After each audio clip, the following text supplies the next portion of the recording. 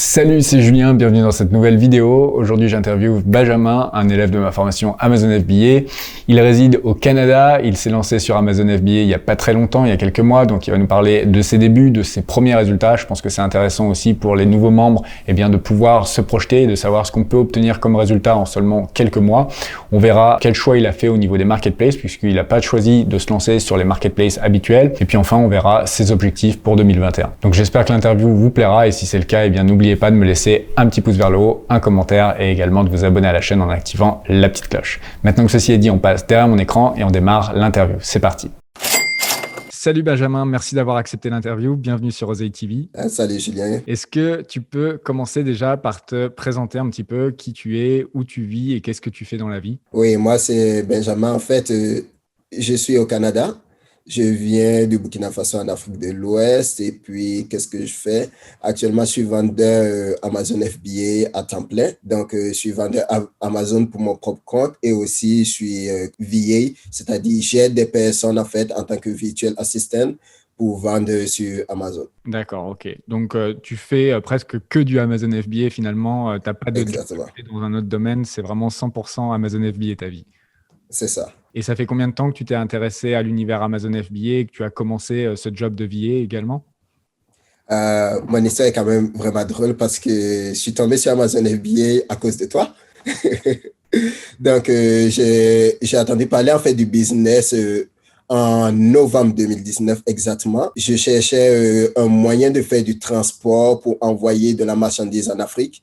Donc, j'avais tapé sur YouTube vite fait comment envoyer. Et je suis tombé sur ta vidéo que tu avais fait dont tu parlais en fait du shipping. Je trouvais en fait que tu étais cool et tout. Donc, j'ai commencé à écouter tes vidéos et j'ai vu que tu parlais de Amazon. Je connaissais pas, je savais même pas c'était quoi vendre sur Amazon. Je me suis intéressé au business model. J'ai pris ta formation au mois de décembre et j'ai commencé à vendre fin mai. Disons, je pense que mon premier stock est arrivé le 22 mai au warehouse Amazon. Et à ce moment-là, quand tu t'es intéressé à ma chaîne, est-ce qu'il y avait d'autres business models qui t'intéressaient également? Et est-ce que également tu avais déjà fait d'autres business web avant? Pas vraiment du business web, mais en fait, ce que je faisais, c'était plus de l'import de voitures. Okay. Donc, maintenant, je voulais passer un peu plus à de l'import de marchandises physiques. Donc, c'était pour ça, en fait, que je m'étais intéressé au shipping et puis par rapport au fret, comment ça fonctionnait. Après, j'ai connu le dropshipping au travers de ça, mais je n'ai pas vraiment aimé le dropshipping. C'est plus le Amazon FBA que je suis resté là-dessus. Et du coup, tu as commencé à te former avec ma formation et en parallèle, tu as commencé aussi ce job de VA. En fait, c'est arrivé après que tu aies découvert Amazon FBA, c'est ça, avec ma chaîne? Exactement. J'ai pris d'abord ta formation, donc c'est-à-dire il y a eu tout le temps de décembre jusqu'au mois de mai. J'ai vraiment pris le temps de faire ta formation, de regarder tes vidéos. J'ai un peu regardé aussi pas mal de vidéos un peu en anglais et tout. Et puis, j'ai pris le temps de rentrer dans l'univers, discuter avec beaucoup de personnes dans le forum que toi, tu as ensemble sur le Discord. Ouais. Et à partir de là, j'ai commencé un peu à travailler en tant que VA. Parce qu'il y a eu le COVID qui est venu et le COVID faisait qu'on ne sortait pas. Donc, je me suis dit, OK, pendant qu'on y est, je peux aider certaines personnes pour me faire des revenus et puis pouvoir me consacrer complètement au business. OK, good. Et où est-ce que tu as trouvé ces clients, si ce n'est pas indiscret? Ben, j'ai commencé par Fiverr. OK. Je me suis créé un profil Fiverr et tout. Et puis, à partir de là, j'ai commencé à avoir deux clients. Ensuite, sur différents groupes Amazon, je cherchais des personnes en fait qui voulaient de l'aide. Je proposais mes services et tout. Et de fil en aiguille, je suis tombé sur certaines personnes avec qui j'ai commencé à travailler en fait là-dessus. OK. Donc, en fait, la formation, ça t'a fait te créer un business plus un petit job, on va dire, à côté pour te soutenir le temps d'avoir C'est assez de ça. traction sur ton business pour faire uniquement ton business. J'imagine que c'est le but ultime, en fait. C'est ça exactement pour faire juste mon business en fait. Est-ce que tu peux nous parler un petit peu de tes débuts sur Amazon? Quel a été le budget quand tu as voulu te lancer pour toi personnellement à ton compte? Pour mon tout premier produit, quand je voulais me lancer, ben, je n'ai pas vraiment suivi un de tes conseils qui disait de commencer par un produit. J'ai commencé par deux produits, moi. OK. Donc, je me suis lancé à peu près avec $6 000 canadiens. Ce qui fait, alors là, je ne connais pas le taux de change. Si tu peux nous dire Donc, en mois de dollars, peut-être. ce sera à peu près en euros, peut-être un 4 000 € à peu près OK. pour 2 produits. Ça me coûtait vraiment pas cher. Et à l'heure actuelle, tu as combien de produits? Combien tu vends de produits? Est-ce que tu as augmenté ton catalogue? Oui, actuellement, j'ai augmenté mon catalogue. C'est que actuellement, je vends 4 produits. J'ai un nouveau produit qui arrive à Amazon la semaine prochaine. OK. Et j'ai 2 produits qui s'en vont dans un autre marketplace le mois prochain. Good. Ça représente à peu près combien de chiffre d'affaires à l'heure actuelle? Actuellement, je fais 12 500 en chiffre d'affaires. OK. Et ce qui fait en profit à peu près? 3 000, 3 500. OK. Donc 25% de marge, c'est plutôt correct. C'est ça. C'est la normale, on va dire. Du coup, à l'heure actuelle, tu vends sur combien de marketplaces puisque tu es au Canada? Donc j'imagine que tu vends au Canada déjà? Oui, c'est ça. Ben, j'ai pas commencé vraiment au Canada, j'ai commencé en Australie. Ah, OK. Et donc, après l'Australie, j'ai vendu aux États-Unis. Et des États-Unis, j'ai vendu au Canada et au Mexique. OK. Donc, j'ai fait 4 marketplaces. Et pour l'instant, c'est quoi ton meilleur marché? Mon meilleur marché actuellement, c'est les États-Unis, définitivement. OK. J'ai lancé 2 produits aux États-Unis, dont un que actuellement je suis en rupture de stock. J'ai envoyé le stock le mois prochain et le mois dernier, et puis j'ai écoulé tout mon stock en à peine 2 semaines. Waouh, waouh. Ouais. Et l'Australie, je suis super intéressé de savoir ce que ça donne parce que personnellement, je ne vends pas là-bas. Ça fait partie des marchés qui m'intéressent. C'était un peu dans mes objectifs de l'année, mais j'ai du retard, donc ça va sûrement être pour 2021. Dis-moi un petit peu ce que ça a donné, ce lancement là-bas. Ben, le lancement en Australie, ça m'avait permis en fait de pouvoir lancer avec un petit budget. OK, Mais c'est sûr que le chiffre d'affaires que je me fais n'est pas aussi grand que dans les autres marchés. OK. Par contre, la barrière à l'entrée est moins grande parce que j'imagine que la majorité des vendeurs cherchent un peu plus que soit en Europe ou en Amérique. OK.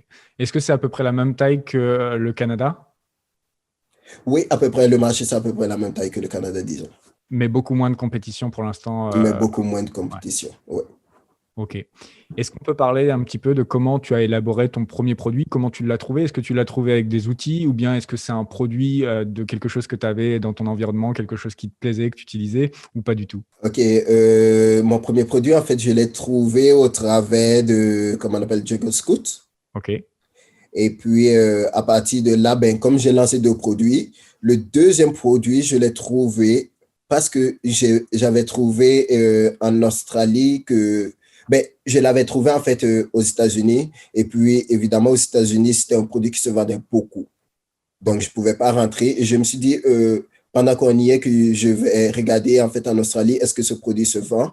Et en fait, j'avais vu qu'en Australie, il se vendait, mais il n'y avait pas beaucoup de compétition.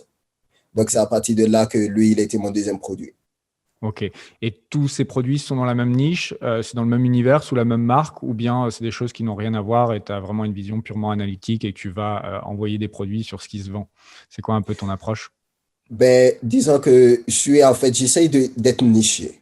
Donc, OK. en Australie, je suis vraiment dans la même niche. OK. Tous mes produits, j'essaye en fait de plus grandir mon catalogue dans la niche parce que je veux me créer en fait un branding autour de ça. Et aux États-Unis, en fait, pour mon propre produit à moi également, c'est comment on appelle, je veux faire dans la même niche. Mais par contre, avec l'un de mes partenaires, là, c'est vraiment les produits qui se vendent qu'on prend. OK. Donc, ce que tu fais avec ta partie agence, en gros, c'est vraiment purement analytique. Vous trouvez des produits qui se vendent et vous envoyez sur le marché.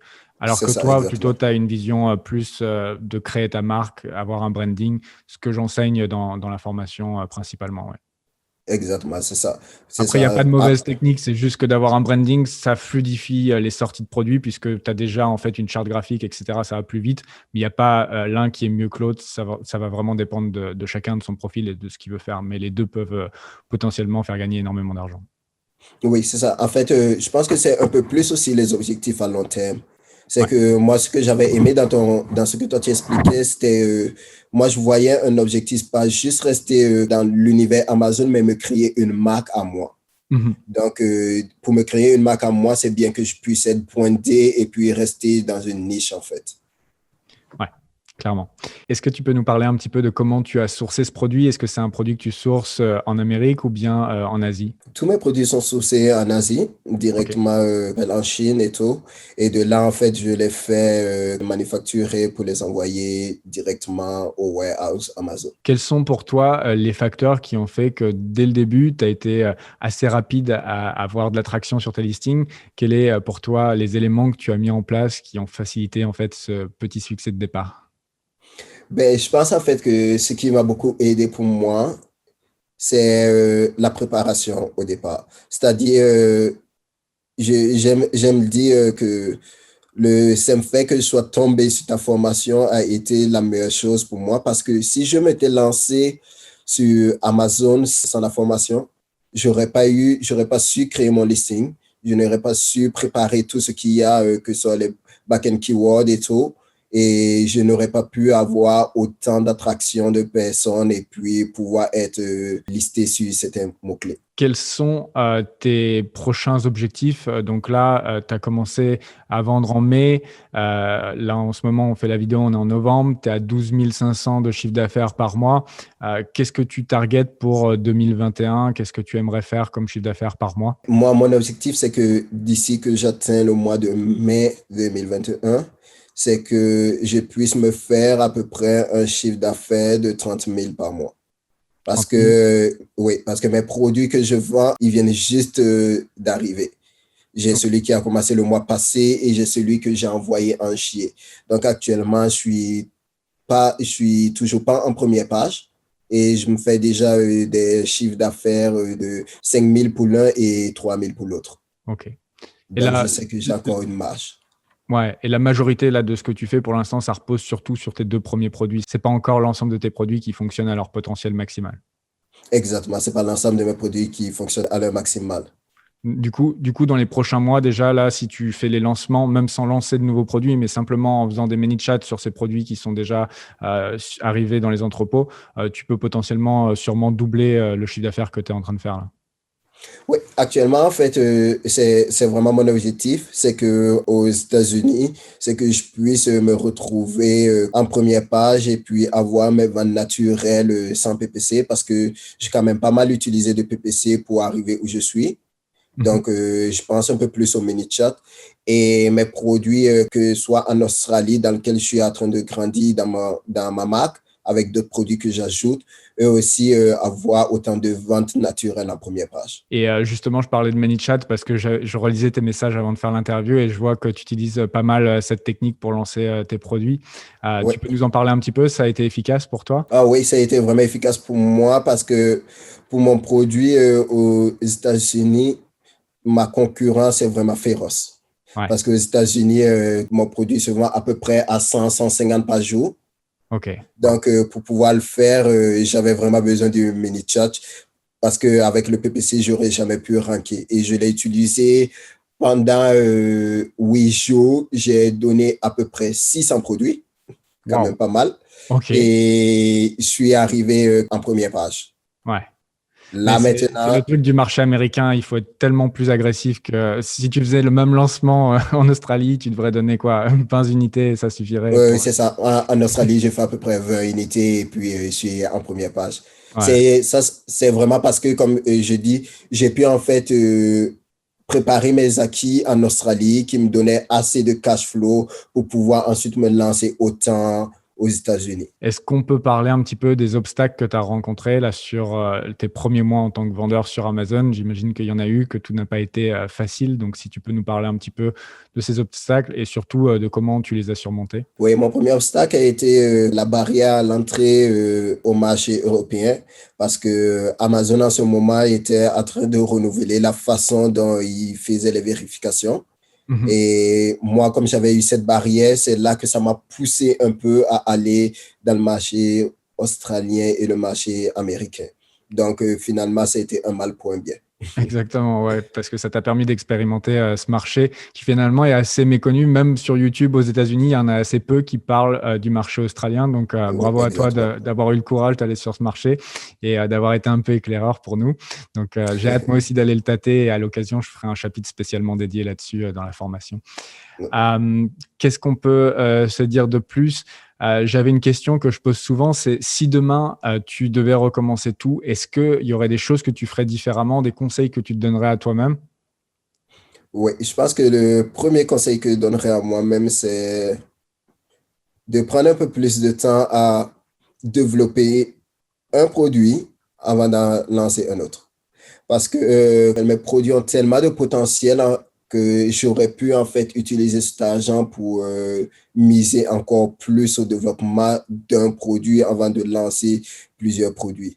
Au final, ça n'a pas été une grande perte pour moi, mais en y réfléchissant, j'aurais mieux, comme on appelle, eu d'acquis en me lançant juste sur quelques produits. Je comprends. Là, en fait, tu as dispersé en fait, tes forces et du coup, tu n'as Ouais, pas donné encore toute la force sur un produit pour avoir le plein potentiel, surtout sur le marché américain. Là, je pense que si tu pouvais encore les pousser plus, tu pourrais encore c'est plus ça, avoir des exactement. résultats importants, même sur ceux déjà les deux premiers. Ouais. Ouais.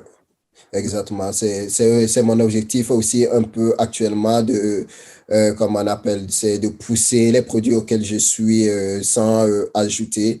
Le seul truc que je ferais, c'est aller sur d'autres marketplaces. Ok, ok, cool. Quels seraient les conseils que tu donnerais à quelqu'un qui débuterait, qui serait comme toi, en novembre 2019, qui connaîtrait rien du tout au e-commerce, à Amazon FBA? Qu'est-ce que tu lui donnerais comme conseil pour se lancer dans les meilleures conditions possibles? À mon humble avis, je pense que la première des choses, c'est de se former. Et la deuxième chose, c'est d'avoir une communauté avec laquelle tu peux poser beaucoup de questions. Ce que moi, j'ai trouvé au travers de toi, ton groupe de formation. Ta formation m'a beaucoup aidé, mais aussi chaque personne qui se trouve dans le Discord, ils sont tellement actifs qu'ils répondent aux questions et puis ça t'évite de faire les mêmes erreurs que ceux qui sont déjà expérimentés l'ont fait. Ok, donc pour toi, rejoindre un groupe avec des personnes qui ont le même état d'esprit, c'est le meilleur conseil que tu pourrais donner à ceux qui voudraient commencer. Oui, définitivement.